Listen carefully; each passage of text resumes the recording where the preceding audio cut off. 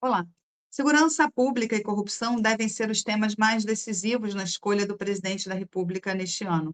Estudos mostram que o medo do crime e da violência está no topo das preocupações do eleitorado. O Brasil registrou 40.775 homicídios em 2025. Além disso, mais de 68 milhões de brasileiros vivem sob influência de facções como PCC e Comando Vermelho ou de milícias. O domínio destes grupos reduz disputas, mas fortalece o poder paralelo. Nas eleições, o crime organizado já interfere. Locais de votação alterados, compra de votos com dinheiro e drogas e alertas da ABIN sobre a politização do crime. Para falar sobre esse cenário, nosso convidado é Ariel de Castro Alves, advogado especialista em direitos humanos e segurança pública. Muito boa noite, Ariel. Obrigada pela sua presença mais uma vez aqui no Brasil Confidencial. Seja muito bem-vindo. Boa noite, Adriana. Boa noite a todos os telespectadores do Brasil Confidencial. É sempre um prazer falar com vocês. Muito obrigada. Ariel, segurança pública é o tema mais decisivo para o voto nas eleições de 2026. O medo do crime organizado pode definir quem vai ser o próximo presidente, na sua opinião? Certamente, Adriana, é uma das questões principais hoje no Brasil. O Brasil, infelizmente, é um dos países mais violentos do mundo, segundo a Organização das Nações Unidas. Mesmo com a diminuição do número de homicídios nos últimos anos, que nós tivemos uma queda desde 2018, principalmente, o Brasil já teve patamares há 20 anos de 60 mil homicídios por ano. Nós tivemos agora uma queda para 40 mil, aí, aproximadamente, segundo o último anuário de segurança pública. Apesar disso, Adriana, o Brasil não tem nem 3% da população mundial e tem 10% dos homicídios do mundo. Quer dizer, é um país que tem números que são números de guerras. A quantidade de mortes, de assassinatos no Brasil, ela é compatível aos países que vivem conflitos armados, que vivem em situações de guerra. Então, de fato, esse vai ser um tema central no Brasil atualmente, e claro que as candidaturas vão ter que dar respostas efetivas. Nós vemos, claro, que nessa discussão, muita demagogia, muito oportunismo, muito populismo, pessoas que querem, né, trazer aí soluções supostamente milagrosas, e nós vimos que o governo do Jair Bolsonaro não teve sucesso na redução da violência no Brasil ao implantar aí um sistema visando armar o máximo possível a população brasileira. Nós tivemos até situações de aumento da violência naquele período. Quanto mais armas em circulação, quanto mais pessoas armadas, mais mortes nós temos, mais violências nós temos. Então, não é dessa forma que se resolve o problema da violência, e certamente essa vai ser novamente uma das bandeiras do Flávio Bolsonaro. Nós que atuamos nos direitos humanos, defendemos o monopólio da força através das polícias. Por mais que nós sejamos críticos da violência policial, nós defendemos que quem tem que ter armas, quem tem que usar armas, são os policiais. Nós queremos policiais bem remunerados, queremos policiais bem capacitados, que não façam bico. Imagina um policial que ele trabalha 8 horas e depois ou trabalha 12 horas por 36, ou 8 horas por dia, e depois ele vai passar a noite toda num bico, e no outro dia ele vai novamente para o trabalho, para as ruas. Essa pessoa não tem nenhuma condição de estar atuando dessa forma, porque está exausto, está estressado, está sem condições de reflexão. E claro que a atuação policial, ela exige que a pessoa esteja nas totais condições para o trabalho, para o diálogo com a população, para a mediação de conflitos. Então, nós precisamos, de fato, de uma reestruturação das nossas polícias. O grande problema no Brasil hoje, Adriana, não é a falta de legislações. Nós já temos todos os crimes no Brasil já tipificados, previstos na legislação brasileira. O grande problema é a impunidade, o não funcionamento adequado das estruturas policiais. Imagina, Adriana, que nem 40% dos assassinatos são esclarecidos no Brasil. Então, isso é muito, muito grave. Nós estamos falando de vidas humanas, de pais, de mães, de familiares, de filhos que estão atrás de uma solução para o caso do seu ente querido e não conseguem nenhuma solução, porque não há solução para muitos desses casos por falta de investigações adequadas. Na verdade, ou ocorre a prisão em flagrante, quando a pessoa está cometendo o crime, ou depois não vai ter uma investigação adequada e uma elucidação, a não ser que o caso ocorreu debaixo de alguma câmera, né? Que hoje em dia muitos lugares têm câmeras, mas a gente sabe que os homicidas, quando eles vão matar alguém, eles não vão escolher um local com câmera, um local iluminado, com câmera, e com testemunhas. Eles vão, muitas vezes, escolher locais ermos, locais escuros, e vão executar as pessoas. E quando também os homicidas atuam encapuzados, né, atuam com capuzes, dificilmente os casos são esclarecidos, mesmo que tenham câmeras nos locais. Então, o grande problema do Brasil é essa impunidade gerada pela falta de investigação, de esclarecimento dos crimes por parte das polícias e por parte também da justiça criminal. Aliás, as polícias civis estaduais no Brasil, elas estão extremamente sucateadas. Muitas vezes as delegacias têm cadeias públicas, os policiais, ao invés de estarem investigando o crime, estão tomando conta de presos, estão sujeitos a resgate de presos, têm rebeliões, precisam cuidar do dia de visitas também desses presos nessas delegacias. Além disso, a corrupção nas estruturas policiais é muito grande, a baixa remuneração, o mau treinamento. Então, nós temos uma série de deficiências, e nem 5% dos crimes em geral, né, os homicídios, nem 40%. Agora, os crimes em geral, nem 5% são esclarecidos. É por isso que as pessoas são furtadas, são roubadas, são vítimas de golpes na internet e nem fazem boletins de ocorrência, porque elas não acreditam que os casos serão investigados e serão esclarecidos. Isso amplia a impunidade. Mas, por exemplo, aqui no Rio, né, a gente vê com muita frequência, estou aqui no Rio de Janeiro, então, assim, a situação aqui é muito crítica, a gente está vivendo, assim, um momento terrível, terrível mesmo, e, infelizmente, assim, o que a gente vê é a polícia militar prende, vai lá, prende, a civil recebe, né, o preso, mas a justiça solta. Então, o cara sai da prisão 300 vezes, ele não tem medo, é o que você está falando, a impunidade, né? Ele sabe que ele não vai ficar preso, então ele faz de novo, aí ele volta, fica ali umas horas, um dia, aí sai de novo. Isso a gente vê muito aqui no Rio. É muito triste, né? Essa questão da impunidade é muito séria, né? Sim, existe um ciclo de impunidade muito grande no Brasil e acaba gerando um grande descrédito nas instituições que atuam nessa área da repressão criminal. Então, o que nós vemos, né, muitas vezes, de fato, são essas situações, né, de pessoas que são detidas, mas também existem muitas falhas na atuação policial, porque muitas vezes os policiais, eles submetem pessoas a reconhecimentos por meio de induções. Eles vão lá, apresentam uma foto para as testemunhas e para as vítimas, para que elas façam os reconhecimentos. E muitas vezes... eu estou falando de flagra, estou falando de no flagrante, sim. Que a gente às vezes, sim. Muito.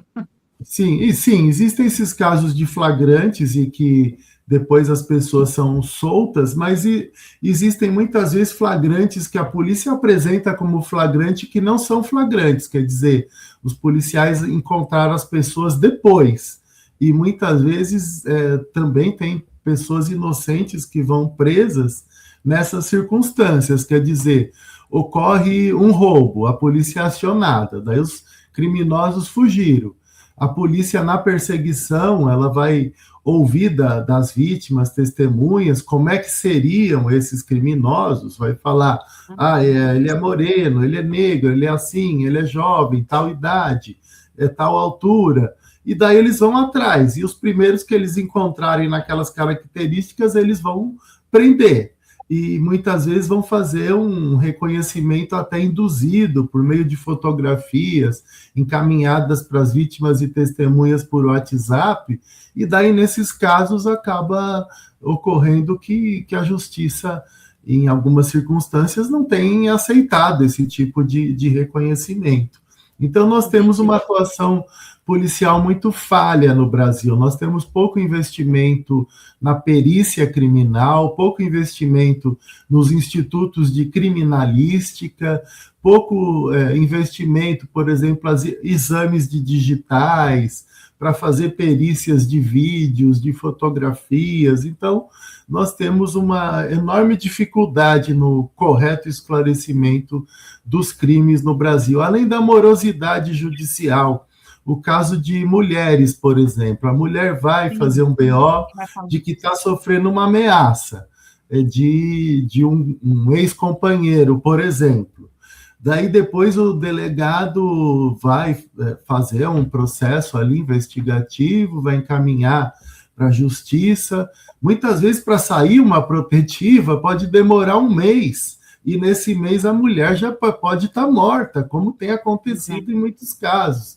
Ou então você tem a protetiva, mas não tem medida nenhuma de proteção da pessoa, não vai nem se reforçar o policiamento na região que a pessoa mora, que aquela mulher que está ameaçada vive, não vai se fazer absolutamente nada para garantir a proteção dela, não vai ter reforço no policiamento onde ela mora, onde ela trabalha, em absolutamente nada, quer dizer, faz a protetiva, mas é algo fictício, porque, de fato, proteção essa mulher não vai ter. Então, é uma situação realmente muito desesperadora. As vítimas de violência, elas são vítimas duplamente, elas são vítimas dos criminosos e elas são vítimas do poder público, que não atua adequadamente para protegê-las. Perfeito. Inclusive, eu ia fazer uma pergunta sobre São Paulo, né, sobre esses dados que foram divulgados hoje, mas como a gente está falando dos feminicídios, eu queria te perguntar o seguinte: o crescimento dos feminicídios pode alterar a prioridade do eleitorado do feminino na votação? Sim, certamente. Esse é um tema hoje muito importante no nosso país, né? E as mulheres, elas têm um peso eleitoral muito significativo, e elas adquiriram uma autonomia política também, uma consciência política muito maior que no passado, né? Nós vimos aí recentemente influenciadores aí de extrema direita, até desesperados criticando, não só criticando, né, difamando, né, ofendendo o eleitorado feminino, dizendo que mulher solteira votava mal, esse tipo de situação, ofendendo mulheres jornalistas, e isso mostra, né, o medo que essas pessoas têm da maior consciência que as mulheres hoje possuem com relação aos seus direitos, com relação à política, com relação às políticas públicas e com relação a essa questão da violência. Certamente vai ter um peso muito importante, tanto que ontem, no lançamento da campanha do candidato Lula, ele tratou disso, né? Ele até disse que homens que agridem mulheres não devem votar nele, ele prefere perder o voto desses homens, né? Então, isso mostra, né? E também o Flávio Bolsonaro está desesperado atrás de uma vice-mulher, exatamente para tentar diminuir essa rejeição que ele tem, principalmente no eleitorado feminino. Certamente essa questão vai ter um peso muito significativo. Nós temos que reconhecer uma atuação muito maior do poder público nesses últimos anos, no governo Lula, mas não só agora, antes também, com a criação da Lei Maria da Penha, com tantas legislações, programas, políticas públicas, que houve, de fato, uma dedicação maior a esse tema. E também a atuação do Ministério das Mulheres, que retomou a ter um protagonismo no país. Mas isso não tem resultado na diminuição da violência contra as mulheres, até porque nós sabemos que quem atua nessas áreas de direitos humanos, quanto mais a gente divulga uma temática, mais denúncias vão aparecer.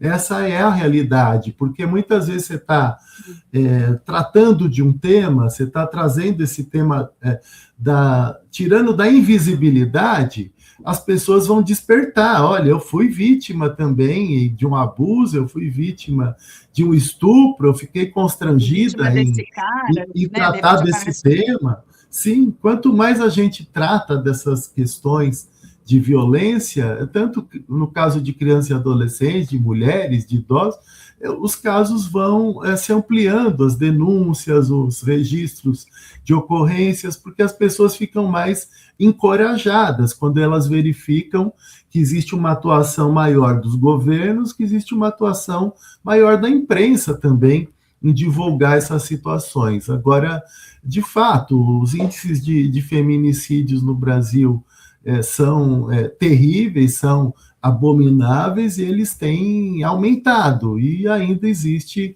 uma dificuldade de efetivação das legislações que nós temos, e o Anuário de Segurança Pública mostrou o aumento dos casos de feminicídios. Ariel, São Paulo divulgou hoje que prendeu 110 mil pessoas no primeiro semestre. Prender muita gente é a saída para combater a criminalidade, ou a gente só está enchendo as prisões de pessoas presas sem melhorar nada? Essa é uma das questões, né? Só complementando, feminicídio, nós tivemos em média 4 por dia, né? Então é um número alto, né? Houve um aumento com relação ao ano anterior. A questão das prisões, né? O Brasil hoje ele é a terceira maior população prisional do mundo. Ele ultrapassa 900 mil presos, ultrapassa 960 mil presos. O Brasil só perde para os Estados Unidos, que tem quase 2 milhões de pessoas presas, e para a China, que tem mais de 1 milhão e 500 mil pessoas presas.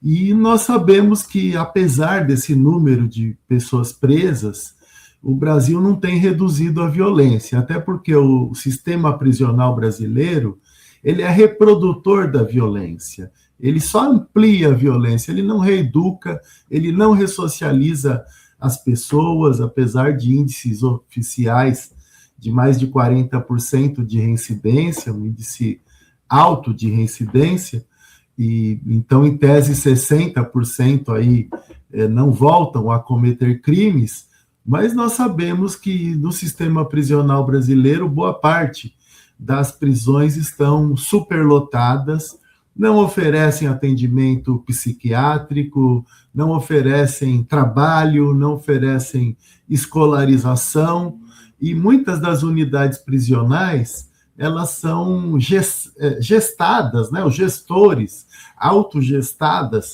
pelo crime organizado. Eu conheço unidades prisionais que os agentes não conseguem entrar. Eles colocam a comida por baixo das grades e não entram internamente. Eu já estive como em repórter muitos desses presídios. Perdão. Entrou um chiado. Então, tá um chiado, Deixa eu ver. Foi. Não, eu fiz um comentário, né, que eu estive como repórter dentro de algumas delegacias de São Paulo e do Rio, é uma coisa assustadora, é um filme de terror. Sim, Então, a realidade é essa, né? Até um dos argumentos nossos contra a redução da maioridade penal é exatamente esse. Hoje, nas unidades de internação, o adolescente ele tem escola, ele tem curso profissionalizante, ele tem ensino técnico, tem atividade cultural, esportiva, de lazer, tem psicólogos, tem assistentes sociais, não tem superlotação nas unidades, houve uma grande reformulação do sistema de atendimento socioeducativo. Houve, inclusive, a diminuição do número de internos. Há 10 anos atrás, o Brasil tinha 24 mil internos e hoje tem um pouco mais de 12 mil internos. São Paulo tinha 10 mil internos há 10 anos atrás, hoje tem em torno de 5 mil internos. E a reincidência na Fundação Casa aqui de São Paulo, ela é de 20%. No sistema socioeducativo em geral, e são números recentes do Ministério dos Direitos Humanos, a reincidência é de 24%. Então, esse é o nosso principal argumento para defender que continue através da idade dos 18 anos. Agora, é claro que a esquerda ela tem dificuldade em tratar dessa temática. A população, quando é entrevistada nessas pesquisas, a última Datafolha deu 80% da população favorável à redução da maioridade penal. É que muitas vezes também a população não sabe que o adolescente, a partir dos 12, ele recebe punições também. Tanto que existe Fundação Casa, tanto que existe um sistema socioeducativo, e tanto que existe a privação de liberdade, a internação. Esses adolescentes que cometem crimes graves, com violência ou grave ameaça, que é o que prevê o Estatuto da Criança e do Adolescente, eles podem receber a internação ou a semi-liberdade, que é quando ele dorme à noite na unidade e de dia sai para estudar, e se tiver já 16 anos, pode também trabalhar. Então, muitas vezes a população não sabe, a população acha que eles ficam completamente impunes, não vão responder por nada. E além desses Acho que depende do Estado, né, Ariel? Depende muito do Estado. Aqui no Rio não acontece nada. O DEGASE é uma instituição que até tem sido reconhecida por uma reformulação, por ter... Existe até uma TV DEGASE que faz um trabalho de comunicação lá com os jovens. Melhorou bastante também o sistema socioeducativo do Rio de Janeiro. Agora, é claro, muitas pessoas têm essa sensação de impunidade, né? Adolescentes vão lá, cometem furtos, cometem roubos, né? Cometem arrastões também aí nas praias cariocas e depois saem pela porta da frente, né, quando são encaminhados para delegacia. Então, o que nós precisamos é reverter também essa impunidade, né, para que a população tenha, né, consciência de que o Estatuto da Criança e do Adolescente ele não deixa impune. Agora, uma solução que tem sido até alvo de propostas na questão, ao invés de reduzir a maioridade penal, o próprio senador Fabiano Contarato, ele tem uma proposta que já está em estágio avançado de tramitação no Senado, que é ampliar o tempo da internação. Porque o que mais acaba pegando assim para o sentimento da população também é a questão dos 3 anos máximos de internação, de privação de liberdade. Então as pessoas questionam, um adolescente tem 16 anos, ele mata alguém e vai ficar só 3 anos cumprindo a privação de liberdade.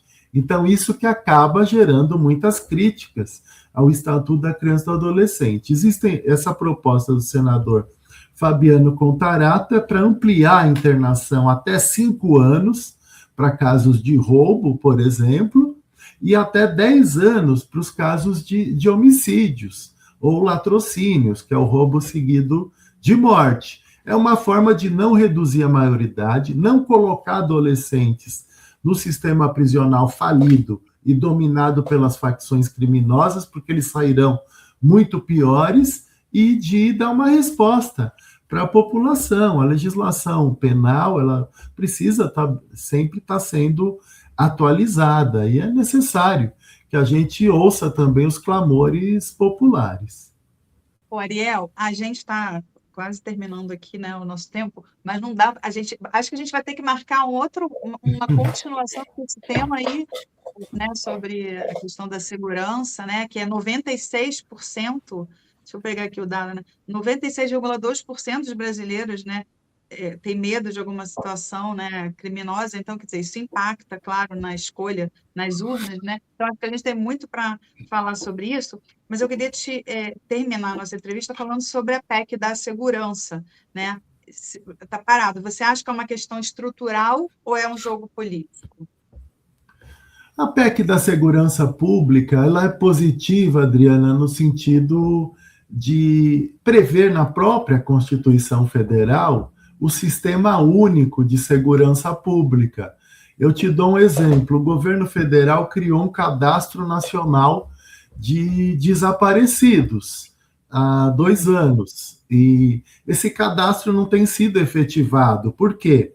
Porque os familiares de desaparecidos, eles, quando ocorre o desaparecimento, eles precisam ir numa delegacia, já deveriam levar uma foto, e daí o cadastro é feito através do próprio boletim de ocorrência. Então, já é encaminhado para uma central do Ministério da Justiça. E esse é um problema, Adriana, que tem afetado mais de 80 mil pessoas que desaparecem por ano no Brasil.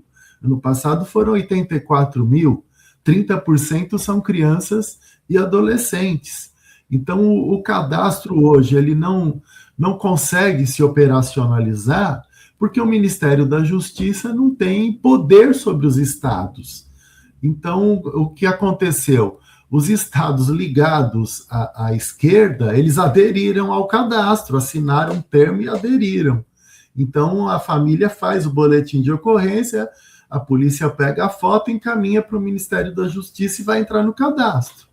Outros estados, como é o caso de São Paulo, não aderiu ao cadastro. Os do Sul também não aderiram por questões políticas e ideológicas. Então, é necessário que o Ministério da Justiça, que o governo federal, coordene a política nacional de segurança pública, estabeleça as diretrizes e atue conjuntamente com os estados. Agora, isso não quer dizer que a Polícia Federal vai conseguir estar aí à frente das polícias militares, das polícias civis.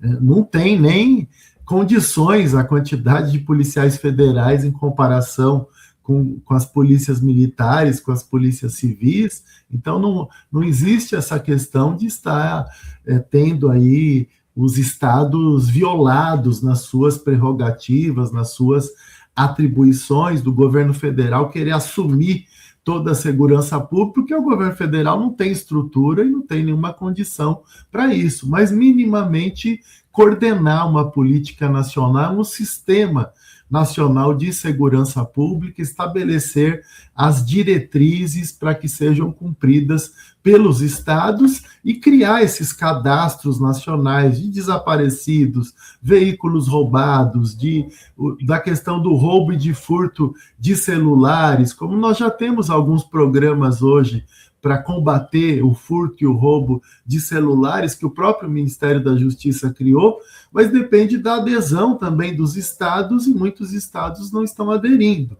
Então, de fato, nós precisamos de uma reorganização da segurança pública, começando por essa PEC, que vai, de fato, prever na Constituição um sistema nacional de segurança pública unificado.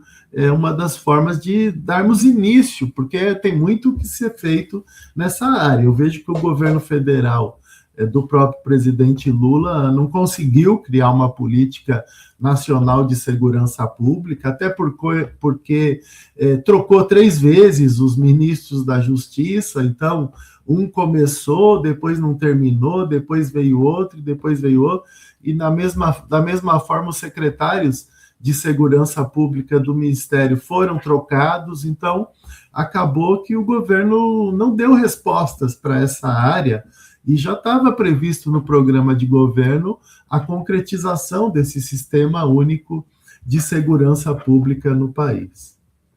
Tá certo. Doutora Ariel de Castro Alves, eu quero agradecer demais aí pela sua participação. Muito obrigada. Espero que a gente possa realmente marcar um novo papo em breve para continuar, porque tem uma série aí, né, de questões, né, que envolvem aí a segurança, né, com as eleições. Eu acho que vai ser muito legal falar mais sobre esse assunto. Muito obrigada, viu?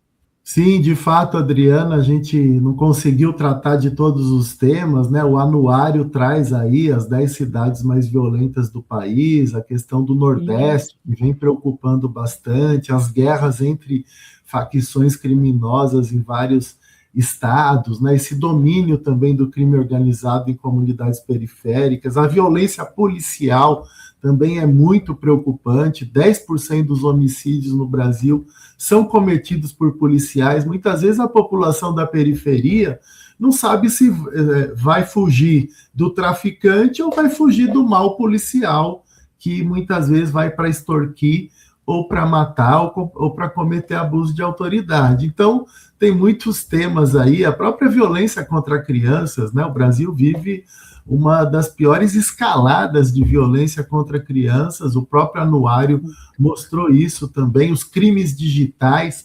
Então, nós temos uma vasta temática aí para tratarmos aí em outras participações e fico à disposição de você e de toda a equipe do Brasil Confidencial.